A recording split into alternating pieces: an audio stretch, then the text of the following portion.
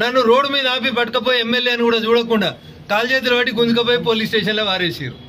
ఆ రోజు పోలీసు వాళ్ళు మంచోళ్ళు ఎట్లా అయ్యి ఇవాళ నేను ఠానాకు రమ్మంటే నాకు వెనకాల 10 మంది వకీలు కావాలని అడుగుతున్నాడు ఆయన. ఏం తప్పు చేయకపోతే నువ్వు కడిగిన ముత్యమే అయితివి, కేసు లొట్టపీస్ కేసే అయ్యే, మరి ఎందుకు భయపడుతున్నావు కేటీఆర్? ఇలా హైకోర్టు కూడా ఎఫ్ఐఆర్ని కొట్టేయమన్న మీ వాదనని కొట్టేసింది. అంటే దాని అర్థమైంది, మీరు ఇన్వెస్టిగేషన్కి సహకరించుండ్రి, లేదా హైకోర్టు తీర్పు నచ్చకపోతే సుప్రీంకోర్టుకు పోండ్రి.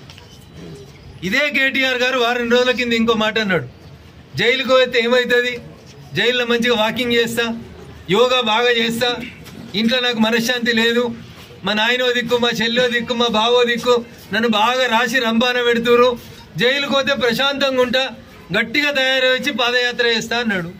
పోయిరాండి, మరి జైలు కూడా ఎట్లుంటుందో చూసిరాండ్రి.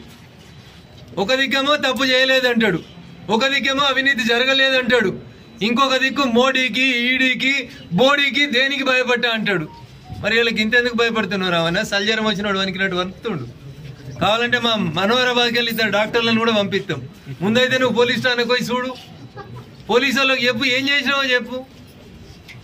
దేశం మీద చర్చిస్తా, దేశవ్యాప్తంగా చర్చ జరగాలి అన్న నీ కడుపునొస్తే ఊరందరి కడుపునొయ్యాలి.